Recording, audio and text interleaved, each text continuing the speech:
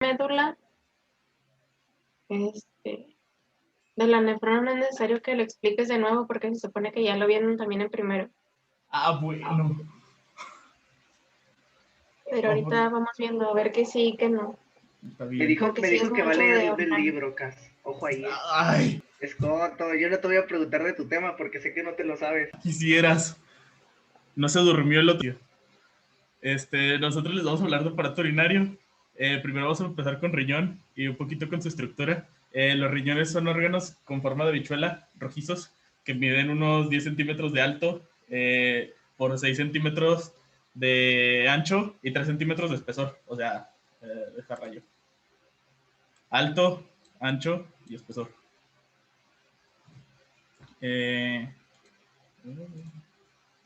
Tengo que quitar esto. Así. Luego, pues estos nos presentan, ahora sí, una cápsula que rodea pues al riñón y está conformada por dos capas. Una externa, que está conformada por fibroblastos y fibras de colágeno, o fibras colágenas, y una interna, que está conformada por miofibroblastos, que pues es, por así decirlo, la muscular. Esta le da pues una capacidad de contractibilidad.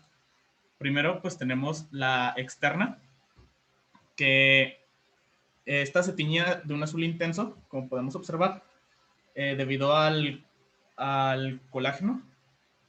Sí, sí, al colágeno y estas cositas como moradas que parecen gusanitos que se ven.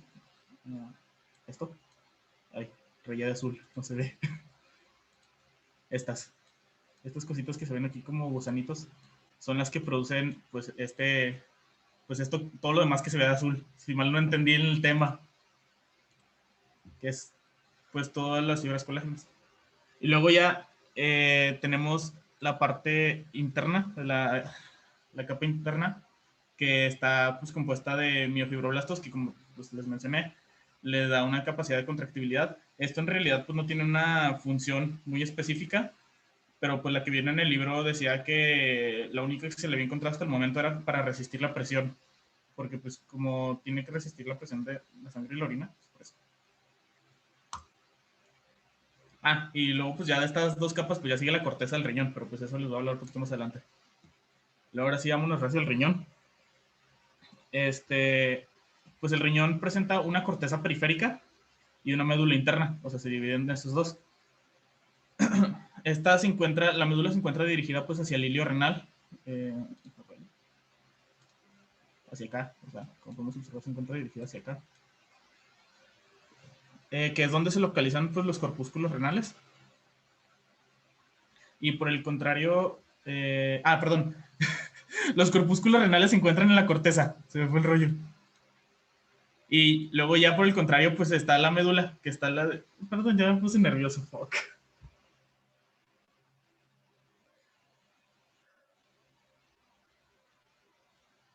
Y ahora sí, lo siento. Bueno, ya déjame empezar otra vez esta parte. Se divide en dos, se divide en corteza y en médula. Se divide en corteza y en médula. La corteza, pues es lo que, por así decirlo, rodea el riñón. Y la médula son estas estructuras que se encuentran aquí, que son las pirámides, medulares, o también se llamaban, ay no,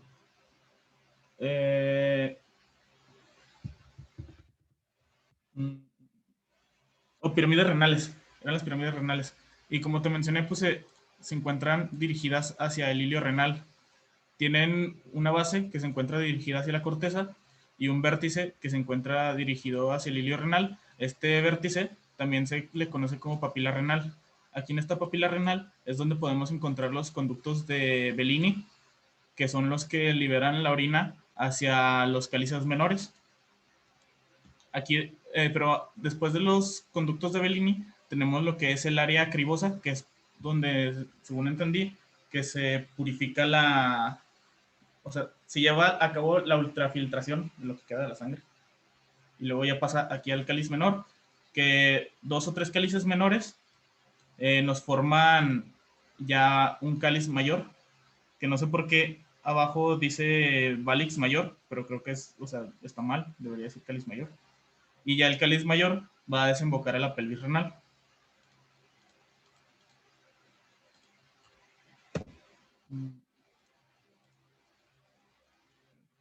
Bueno, olvidé, ya me puse una diapositiva, me solté. Bueno, aquí tenemos esto que está encerrado en un círculo, es un lóbulo. El lóbulo del riñón se encuentra conformado pues, por una pirámide renal y por las paredes de la corteza, que es pues, la pared de la base y las paredes literalmente que rodean las paredes de la médula o de la pirámide. Eso es lo que conforma un lóbulo. Luego ya tenemos, ahora sí, en la diapositiva que sigue, una microfotografía teñida con hematoxilina y eosina de 2 lóbulos de riñón. Como podemos observar, primero, pues al centro tenemos lo que es la médula, que es lo que se encuentra pues teñido de un color como un moradito más claro. Aquí podemos observar lo que son los túbulos, que son los que llevan hacia el cáliz menor. Y acá en la corteza podemos observar todo esto que se ven como moraditos, son los glomérulos. Bueno, luego ya más hacia abajo tenemos estos conductos que es como ya les mencioné, son los túbulos por los que podemos identificar la médula, que van a desembocar hacia esta que parece una herida o una rotura, un agujero, que es ya el cáliz menor. Luego aquí tenemos ya lo que es la papila, como les mencioné, que es el vértice de la pirámide. Estos que podemos encontrar aquí, esto es, según entendí, es el área cribosa, y estos que vemos acá abajo son los conductos de Bellini. Estas líneas que se ven aquí son los conductos de Bellini.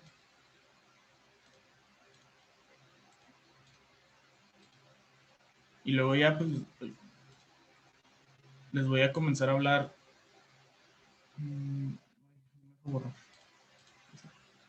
Les voy a comenzar a hablar sobre la nefrona y sobre el túbulo colector. La nefrona, pues como ya sabemos, es la unidad funcional y la estructural del riñón. Es la que pues, conforma la orina, llevando a cabo la ultrafiltración de la sangre. Y por si no sabían, pues básicamente la orina es sangre filtrada. Cada riñón pues contiene alrededor de 2 millones de estas. Y luego pues ya las nefronas son drenadas por los túbulos colectores. Que un conjunto de túbulos colectores nos conforma los túbulos de Bellini o los conductos de Bellini. Existen 3 tipos de nefronas, que son las subescapulares o corticales. Estas presentan corpúsculos en la parte externa de la corteza y sus asas de geles son cortas. Luego tenemos las nefronas yuxtamedulares. Las nefronas yuxtamedulares, estas son menos que las subcapsulares. Estas representaban, si mal no recuerdo, el 85%, las subcapsulares, y las yuxtamedulares el 15% restante. Estas presentan pues asas de gele más alargadas y se encuentran más cerca de la médula. Aquí tenemos ya pues un ejemplo de esto. Esta que se encuentra más arriba vendría a ser una nefrona cortical y esta ya sería una yuxtamedular. Porque como podemos observar son las características que les mencioné ahorita. Una asa de gele alargada en la yuxtamedular y una asa de gele más corta en la cortical. Y también se encuentra, pues, como podemos observar, su glomérulo más arriba de la corteza y está ya más cerca de la médula. Luego tenemos los corpúsculos renales, que estos son los que ya vimos en primer semestre, en esto, que como ya sabemos se conforma de un glomérulo, que básicamente es un conjunto de capilares que filtran la sangre, y pues la cápsula de Bowman, que podría así decirlo, vendría a ser como la funda del glomérulo. La cápsula de Bowman pues es de epitelio plano simple. Y luego tenemos que los glomérulos están rodeados por podocitos. ¿Qué son los podocitos? Pues básicamente son, por así decirlo, como la barrera que ayuda a la ultrafiltración de la sangre. Aquí podemos observar un podocito que está adherido ya a uno de los capilares. No se alcanza a percibir muy bien sus prolongaciones, pero aquí traigo unas imágenes donde se alcanza a percibir mejor. Aquí tenemos el cuerpo del podocito ya rodeando o abrazando a un capilar. Luego tenemos lo que son sus prolongaciones primarias, que son estas pues, más gruesitas que se ven. Y luego ya las prolongaciones secundarias, que son las que ya rodean completamente el capilar, produciendo y ayudando hacia la ultrafiltración de la sangre. Aquí. Y luego pues ya finalmente tenemos el mesangio, que básicamente es lo que es el sostén de los capilares. Y luego ya, pues, para irnos rápido, les voy a empezar a hablar de los túbulos. Creo que esto es lo más importante, porque es lo que no hemos visto de sistema renal. Es primero los túbulos contorneados proximal y el túbulo contorneado distal. Siempre que tengamos algo proximal, vamos a tener también algo distal aquí. O sea, son dos cosas básicamente. Tenemos el tubo contorneado proximal y el tubo contorneado distal, como ya les mencioné. También vamos a tener un túbulo recto proximal y un túbulo recto distal. Tenemos el asa de Henle y el túbulo colector. Que, pues, primero tenemos que conocer, pues, cómo se dividen. Primero, el túbulo contorneado proximal comienza en el polo urinario del glomérulo y luego ya continúa hasta llegar a la parte proximal del túbulo recto proximal. Luego ya el túbulo recto proximal termina donde comienza el asa de Henle en su parte descendente y luego ya continúa el asa de Henle donde termina, esta termina en su parte ascendente conectándose con el túbulo recto distal.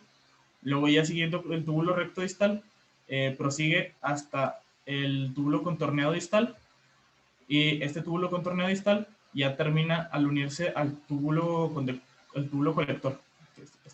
Es toda esta rama que vemos aquí. Luego, pues ya les hice como un diagrama de cómo se divide el riñón, que es la corteza, la médula. Luego, pues la corteza se divide en los rayos medulares. Estos rayos medulares en su estructura presentan los túbulos colectores, el túbulo recto proximal, el túbulo recto distal.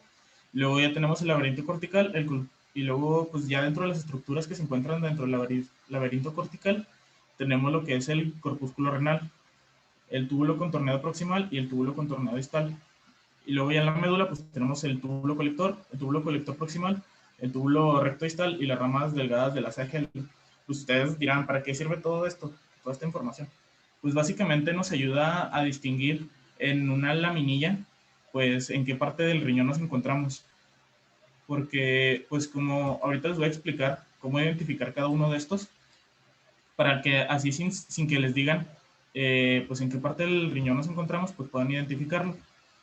Por ejemplo, pues del laberinto cortical no tenemos problema, porque pues son estructuras diferentes a las otras dos. Porque tenemos pues el corpúsculo renal, el túbulo contorneado proximal y el túbulo contorneado distal, que son estructuras que no se encuentran en estas otras dos, en estas otras dos divisiones. Pero, por ejemplo, aquí en los rayos medulares y la médula que comparten estructuras, por ejemplo, pues, todas básicamente que es el túbulo colector, el túbulo recto proximal y distal, pues ¿cómo las podemos diferenciar? Pues esto es gracias a las ramas delgadas del asa de Henle, que ahorita también les voy a explicar cómo identificarlo si no me corté la minilla. Bueno, primero tenemos lo que es el túbulo contorneado proximal. Este surge del corpúsculo renal del polo urinario, como ya les había mencionado en la estructura, de cómo se divide. Este está conformado de epitelio cúbico simple, con núcleos centrados y presenta abundantes mitocondrias y un borde en cepillo. Como podemos observar, pues esta es una célula del túbulo contorneado proximal. Es pues, epitelio cúbico simple, como ya les había mencionado, y tiene su núcleo al centro, literalmente es esta estructura central que se ve. Todas estas manchitas que se ven aquí como grises son las mitocondrias que les mencioné, que les sirven para la producción de energía para la reabsorción. Y todo esto, que parece literalmente las cerdas de un cepillo, es lo que viene siendo el borde en cepillo. Esto es lo que nos ayuda mucho a diferenciarlo en los cortes de la minilla, pues debido a que, como lo pueden notar, está muy bien definido y es un borde pues bastante notable. A diferencia del túbulo contorneado distal, que ahorita les voy a hablar de.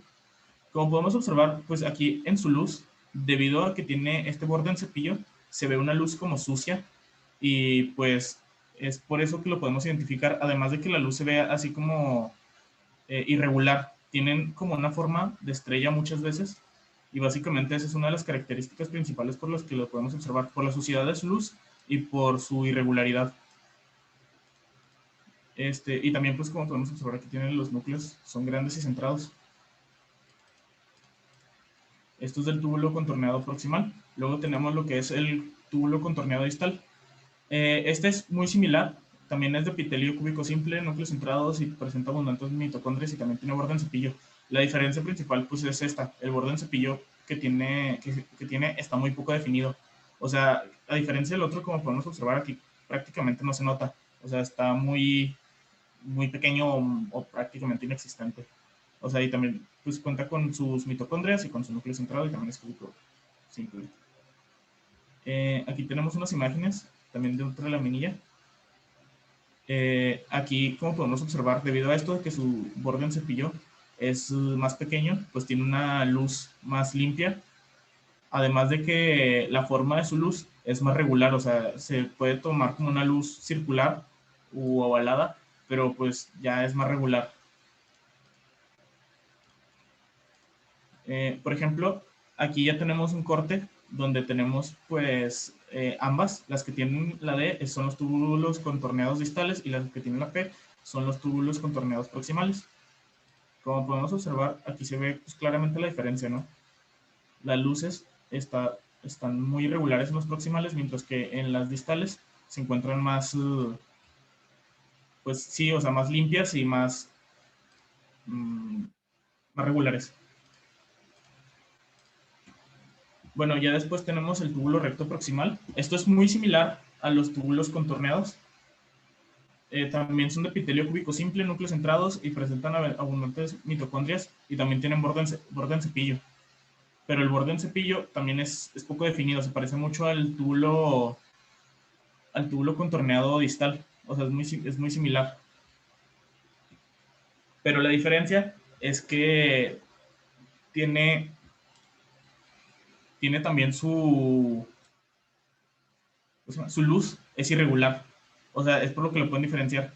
Porque al igual que el proximal de los túbulos contorneados, también su luz es irregular. Aunque se encuentra más limpia, tiene como forma, su luz tiene como forma de estrella. Luego tenemos ya los túbulos rectos distales, que también estos son muy similares a los túbulos contorneados distales. Estos tienen una gran cantidad tienen muy poca cantidad de cepillo, de borde en cepillo, por lo que también sus luces son limpias y podemos encontrarlas también muy regulares, a diferencia de los túbulos rectos proximales.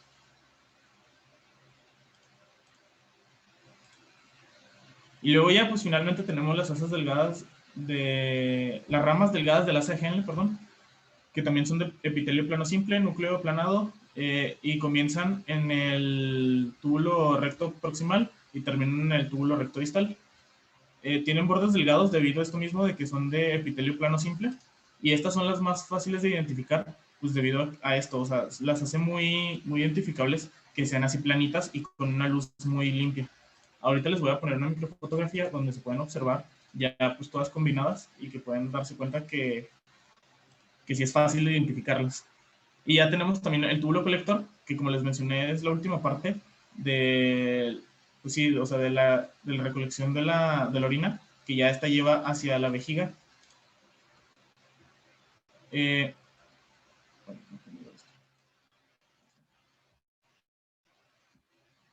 su epitelio cúbico simple, bueno, va pasando de cúbico simple a cilíndrico. Esto a medida que se introduce en la médula. Mientras más introducido esté en la médula, más cilíndrico va a ser, y mientras más introducido esté en la corteza, más cúbico va a ser. Y pues, a diferencia de los otros, como podemos observar, tiene sus límites entre las células pues, bien diferenciados. Podemos notar dónde termina una célula y dónde comienza la otra en los bordes. Aquí se pueden ver muy claramente, a diferencia de los otros que pues, era prácticamente como esta, que no se podía notar tanto. Y a diferencia de los otros túbulos, presenta pues, pocas mitocondrias. Aquí tenemos pues una imagen donde se pueden apreciar tanto las asas delgadas de Henle, que son pues eh, todos estos circulitos que se ven pues, básicamente pues, planos en su epitelio. Y, por ejemplo, todos estos que se ven así grandes son partes del túbulo colector. Y pues debido a esto es como podemos identificar si nos encontramos en corteza o en médula. Por ejemplo, aquí debido a que podemos observar las ramas delgadas de la Henle, podemos pues asumir que estamos en médula debido a que esta nos encuentra en la corteza. Y por ejemplo, en las microfotografías que les enseñé anteriormente como esta, que tan solo podemos ver túbulos contorneados proximales y túbulos contorneados distales, podemos asumir que nos encontramos en la corteza, más específicamente pues en el laberinto cortical. Y ya sigue los compañeros.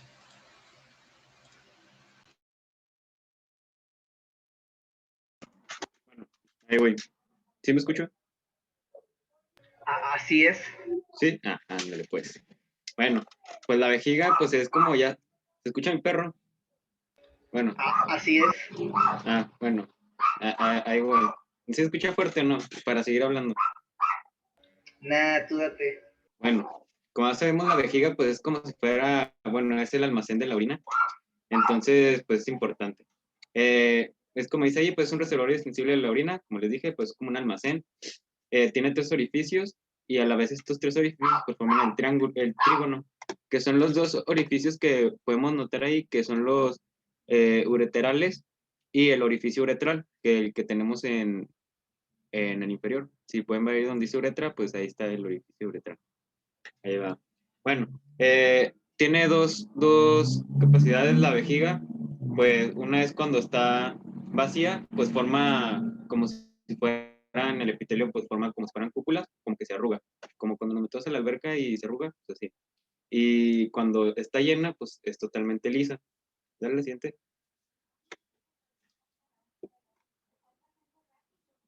Bueno, está conformado por su epitelio, que vendría siendo el urotelio. Ahorita se los explico al siguiente, nada más esto es general. Viene colágeno debajo del urotelio y además tiene tejido conectivo en la capa mucosa. Ya después pues tiene una gran capa muscular que está dividida en 3, que primero es la interna, que es de muscular longitudinal, y luego la intermedia, que es circular, y la externa, que es muscular longitudinal otra vez. Y pues esto es importante porque forma el músculo detrusor. Sí, es así, ¿verdad? Sí. Y este pues es el que nos ayuda a que pues la vejiga expulse la orina, pero pues está también pues no solamente por ella, por el músculo la expulsa, sino que también por el esfínter uretral pues evita que salga. Entonces pues ahí está el músculo detrusor y la capa adventicia que pues es el peritoneo. Dale siguiente, por favor. Bueno, el urotelio pues es la capa que recubre el sistema urinario y pues llega a tener hasta 8 capas, pero en este caso son 4 o 5 las que se logran ver. Y pues este es un epitelio de transición que es estratificado. ¿Qué más?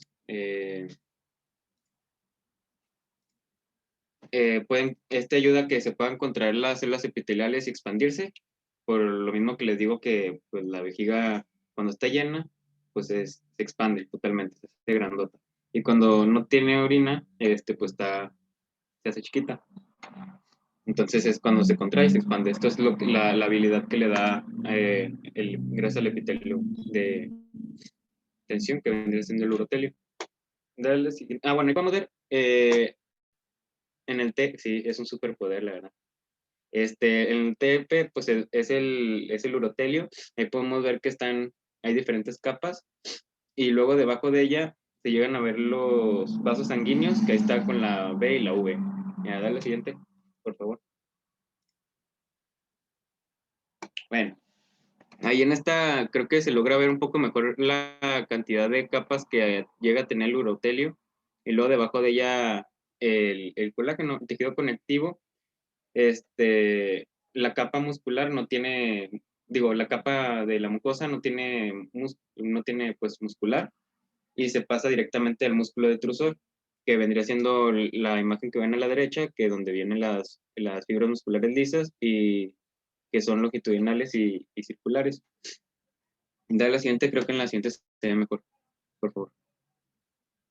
Bueno, aquí sí se ve un poquito mejor.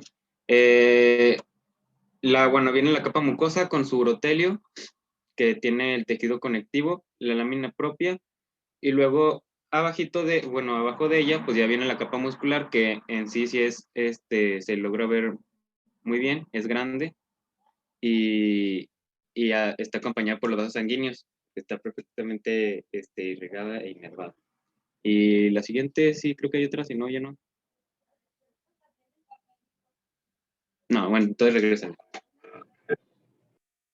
Bueno, entonces, creo que es todo. Y pues se me hizo padre, así como les dije, pues es como un superpoder de la vejiga, que se hace chiquita y se hace grandota, como la fuente, que es un chorrito. Bueno, ya ven. Bueno, yo les voy a hablar de la uretra. Mi internet está fallando un poco, entonces si me dejo de escuchar, me avisan, por favor. Bueno, pues tenemos que es... Sí me escucharon, ¿no? Sí es. Sí, date. Ok. Bueno, pues tenemos que la uretra es un tubo fibromuscular que va a transportar la orina desde la vejiga hasta el exterior, perdón. Y pues tenemos que su tamaño, estructura y las funciones pues van a ser diferentes dependiendo de hombre y la mujer. ¿Le puedes dar la otra? Vamos a comenzar con la uretra masculina. Bueno, pues va a ser un segmento terminal, tanto de la vía urinaria como de la vía espermática. ¿Esto qué quiere decir? Pues que va a llevar orina y pues esperma. Esta va a medir 20 centímetros de largo y se va a dividir en 3 porciones, en uretra prostática, membranosa y esponjosa. La uretra prostática, pues para empezar, esta se va a extender unos 4 centímetros desde el cuello de la vejiga a través de la glándula prostática. Y su epitelio pues va a ser epitelio de transición. La membranosa, bueno, pues se va a extender 1 centímetro desde el vértice de la glándula prostática hasta el bulbo del pene. Aquí el epitelio de transición que teníamos en la prostática, aquí va a terminar y va a cambiar a un epitelio cilíndrico estratificado o pseudoestratificado. Después, pues por último tenemos la esponjosa. Esta se va a extender 15 centímetros a través de la longitud del pene. Esta va a estar rodeada por cuerpo esponjoso, por eso su nombre. Y pues también va a estar revestida por epitelio cilíndrico pseudoestratificado. Esto en en casi toda su longitud. En el extremo distal va a estar recubierto por epitelio plano estratificado. Aquí también en la uretra esponjosa, pues tenemos que que van a desembocar conductos excretores de 2 glándulas, de las glándulas de Cooper y las glándulas de Litre. Estas son glándulas secretoras de moco. ¿Le puedes dar la siguiente, por favor?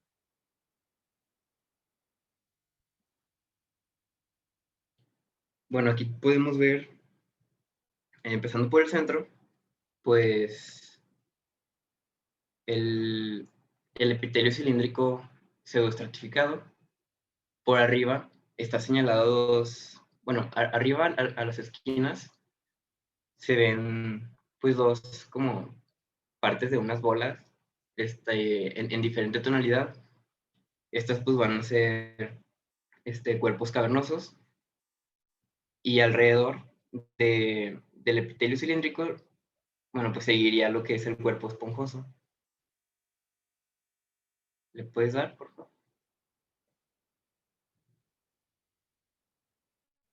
Bueno, pues vamos a comenzar con la uretra femenina. Esta pues va desde la vejiga hasta el vestíbulo de la vagina. esto pues va a terminar debajo de del clítoris y va a medir 4 centímetros aproximadamente de largo. O sea, muchísimo menos que la del hombre. Bueno, pues aquí en la femenina sí vamos a tener diferentes capas: muscular, lámina propia, bueno, mucosa, lámina propia, mucosa y ya. Para comenzar con la mucosa, pues tenemos que es un epitelio de transición. Esto al principio, bueno, la mucosa va a tener, bueno, si quieres ahí déjalo, está ahí. Bueno, la mucosa, con lo que leí del libro, es que va a tener 3 tipos de epitelios. Al comienzo va a tener epitelio de transición. En el medio, algunos investigadores pues informaban que tenía epitelio cilíndrico estratificado y al final epitelio plano estratificado. Bueno, aquí en la mucosa también se van a encontrar las glándulas de Litre. Igual son secretoras y ya. En la lámina propia, pues tenemos que esta va a ser una capa de tejido conjuntivo, está muy vascularizada y pues esta va a ser similar al cuerpo esponjoso en el caso de, pues, de los hombres. Después seguiría la capa muscular. Esta va a ser una capa muscular de músculo liso que se va a dividir en dos: una circular externa y una longitudinal interna. Bueno, pues nada más tendría estas 3 capas. No hay adventicia. Mira, aquí para describirles un poco pues la imagen, se puede ver el... Ay, disculpen. Se puede ver pues lo que es la lámina epitelial, aquí en el centro. Bueno, pues el epitelio. Después la lámina propia. No puedo señalar, no sé cómo. ¿No me podrías ayudar así nada más? ¿Cómo, Garduño? No puedo señalar. O sea, nunca lo he intentado. Déjame si puedo. Le das arriba y donde dice notar. Donde está ahí, donde dice notar y ya. O sea, En ver opciones. ajá. Ándale. Bueno, a ver si puedo dibujar. ¿Sí ven esto? Sí, sí se ve. Sí. Ok, bueno, pues sería... Creo que señalé un poquito más al lado, pero pues ahí señalo el epitelio. Bueno, la lámina epitelial. Después la lámina propia, más o menos por aquí. Y bueno, pues tenemos que estas serían pues la capa muscular. Creo, no estoy muy seguro, Cas, pero que aquí se divide. No sé si me puedas corregir.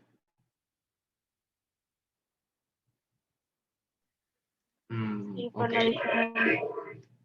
por la diferencia de las fibras, sí se diferencian ahí las 2 capas. Ok, sí, aquí están diferenciadas. Y aquí tenemos venas. Estos que se ven blancos son venas. Y ya pues sería todo. Sí, falta esta diapositiva, se me olvidó. Bueno, pues aquí se puede ver de mejor forma pues lo que es el epitelio. Pues aquí tendremos que es el epitelio de transición. Aquí. Y bueno, aquí está señalado, es lo mismo el epitelio. Y lo que se señala aquí son glándulas de Litre, lo que les había mencionado que también tiene. Y ya lo demás aquí pues sería la lámina propia. No se alcanza a ver la muscular. Y ahora sí, pues ya es todo, pues. Ok, muy bien.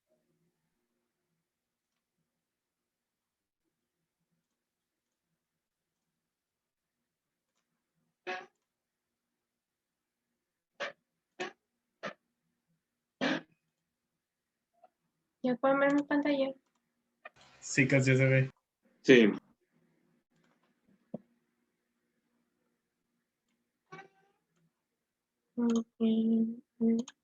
Bueno, para comenzar, pues vamos a identificar este sistema urinario, pues en base a las diferentes estructuras que acabamos de ver.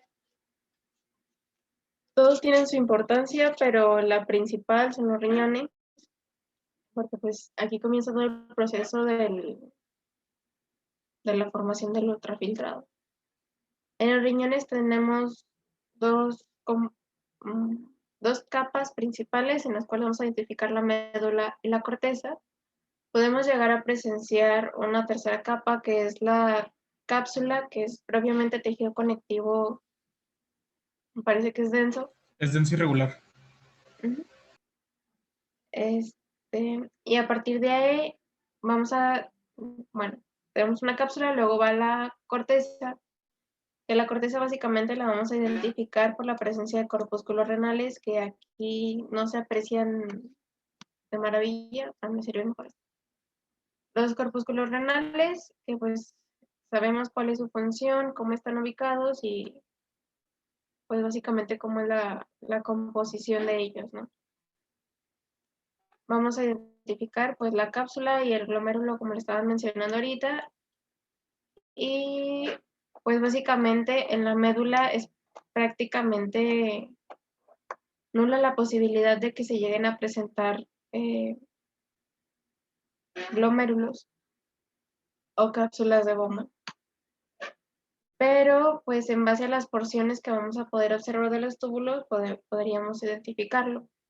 En la parte de la corteza, como lo había mencionado, podemos llegar a ver túbulos contorneados proximales o túbulos Contorneados distales. pero lo vamos a determinar en base a la cercanía que tiene con el glomérulo. Si están como que directamente a la periferia de él, pues son proximales, si están ligeramente más alejados, son distales. Y pues también podemos llegar a observar, bueno, si son contorneados, se pueden llegar a observar más ovalados o más continuos como manera de tipo oruga, o lo puede llegar a ser este marcado en amarillo o porque pues ante un corte transversal se interrumpe el túbulo y lo vemos así, entonces las luces llegan a coincidir.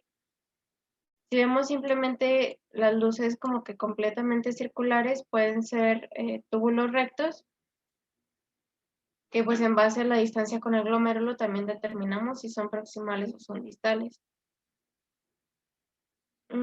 Los túbulos rectos, a pesar de que se continúan de los contorneados, pues en base al nivel del corte podemos determinar que el glomérulo de ese túbulo es ligeramente superior a los que estamos viendo a nivel de este corte.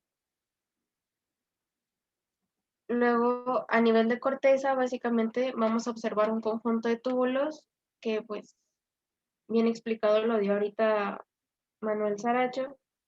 Las luces determinan qué tipo de túbulos son, en tanto que los contorneados tienen prolongaciones o borde en cepillo, los túbulos rectos son propiamente de epitelio cúbico.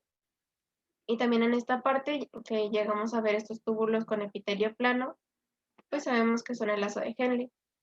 Se maneja una transición de epitelio entre los túbulos contorneados y los túbulos rectos, que puede llegar a ser desde un cúbico alto a un plano, siendo en los contorneados una mayor altura de las células epiteliales, para que en los túbulos rectos lleguen a ser cúbicas, en el asa de Henle son planas.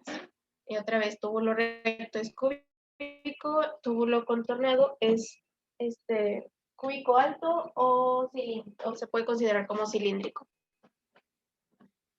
Entonces, principal diferencia entre corteza y médula es la presencia de los corpúsculos renales. Si vemos puros túbulos, es médula. Si vemos túbulos y corpúsculos, es corteza.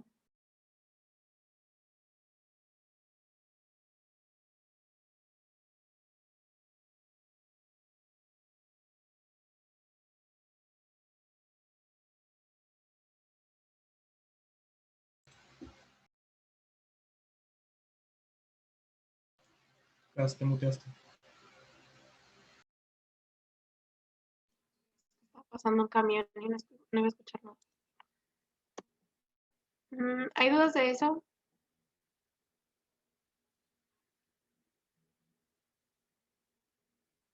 No. Muy bien.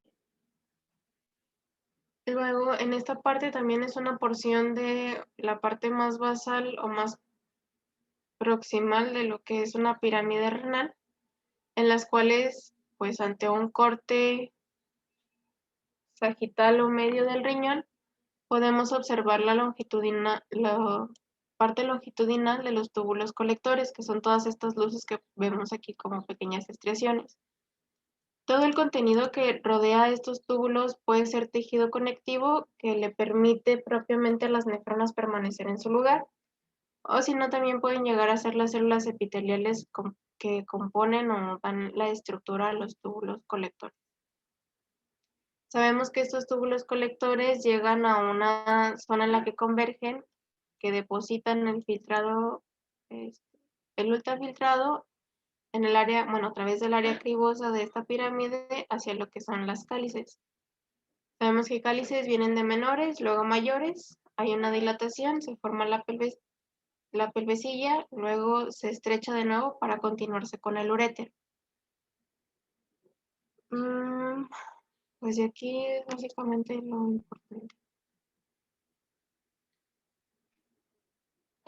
Luego de lo que es propiamente vejiga, sabemos que es un órgano o un recipiente músculo-membranoso, el cual pues después del viaje de la orina a través de los uréteres es depositado en ella. Esta, como podemos observar, no tiene tanta como que fuerza para permanecer intacta ante el proceso la técnica histológica propiamente. Podemos observar la capa epitelial, una lámina propia y las capas musculares, que estas se pueden llegar a dar hasta en 3 capas. Por parte del epitelio, sabemos que es el urotelio, que consta de un epitelio estratificado, que pues puede ir de plano a cúbico, bueno, puede ser plano o puede ser cúbico dependiendo del contenido de la vejiga. Si la vejiga está llena, se considera un estratificado plano, debido a que las células en paraguas o las células apicales se van a estirar. Si está la vejiga vacía, se considera como un epitelio estratificado cúbico. Y pues la estratificación de este epitelio le permite a la vejiga tener la fuerza suficiente a través de sus uniones también, que son bastante fuertes, que pues tenga la propiedad de que sea casi nula la probabilidad de que tenga una ruptura y haya una infección por la liberación de la orina fuera de la vejiga. En la lámina propia, pues vamos a tener abundantes vasos sanguíneos, como lo podemos observar aquí. Aquí hay otro, que lo identificamos por el epitelio plano, que es el endotelio. Y pues las capas musculares, primero tenemos una longitudinal, luego tenemos una circular y la parte más externa vuelve a ser longitudinal.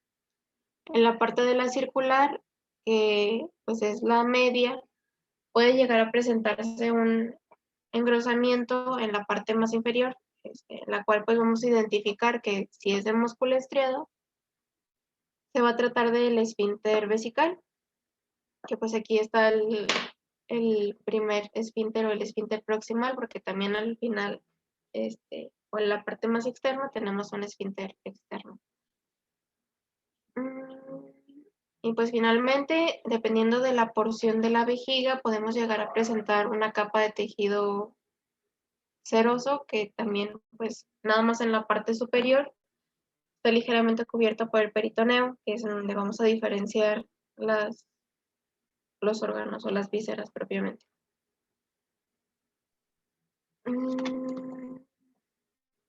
¿Hay dudas de vejiga o de riñón? No, pero todo bien. Ok. Por parte de la uretra, pues este corte ya lo conocen, ahorita se los presentó su compañero. La parte masculina, sabemos que son 3 porciones y pues las únicas diferencias que van a tener estas pues es el tipo de epitelio y la relación directa que van a tener con los músculos. Siendo que en la prostática vamos a observar urotelio, que es continuación de la vejiga. Tenemos una lámina propia de tejido conectivo laxo y va a estar ampliamente vascularizado, que pues de igual manera lo podemos observar aquí. Este espacio de aquí es otro vaso sanguíneo y aquí y aquí. Y esta parte pues es de mayor calibre. También pues en la prostática tenemos una capa delgada de músculo liso y luego en la porción membranosa se considera un epitelio pseudoestratificado o estratificado cilíndrico, que pues a comparación de la porción prostática va a ser estratificado plano o cúbico. En la porción membranosa pues vamos a tener una capa de músculo estriado más abundante y finalmente pues la porción esponjosa es la que estamos viendo el corte. Aquí el epitelio va a ser estratificado cilíndrico y en la fosa navicular, que es la fosa más, bueno, es la parte más distal de la uretra esponjosa, va a ser estratificado plano, pues esto debido, lo podemos relacionar al origen embriológico, ya que pues es ectodérmico.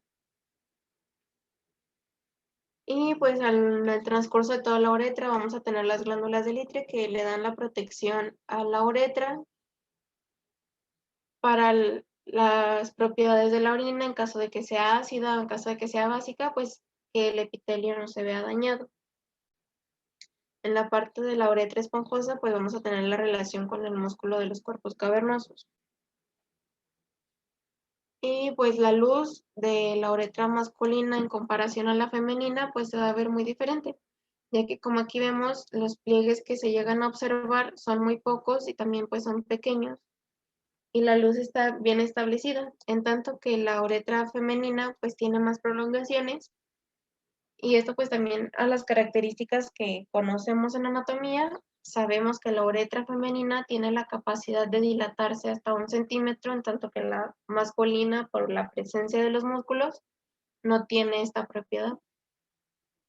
El epitelio de la uretra femenina pues es estratificado plano, pero puede llegar a considerarse también como pseudoestratificado o estratificado cilíndrico. Esto pues dependiendo del observador propiamente. También tenemos la presencia de las glándulas de Litre, como les mencionó su compañero, y pues la lámina propia. También consta de un tejido conectivo laxo y con abundancia en vasos sanguíneos, que también lo podemos llegar a determinar en base a las luces que se ven en esta parte. En la parte de, bueno, tenemos el epitelio, la lámina propia que termina aquí, luego tenemos la capa muscular, que pues la capa muscular es básicamente músculo liso longitudinal y pues normalmente solo se llega a observar una capa o se llega a identificar o los llegan a describir como una sola capa. Y dependiendo de la porción en la cual se haga el corte para la uretra también femenina, si es en la porción más distal de la vejiga, bueno, o sea, distal con respecto a la vejiga, podemos llegar a observar lo que es el esfínter, que pues de igual manera es de músculo estriado. ¿Hay dudas de esto?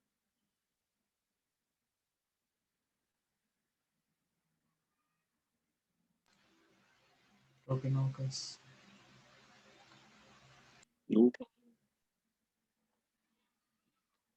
Bueno.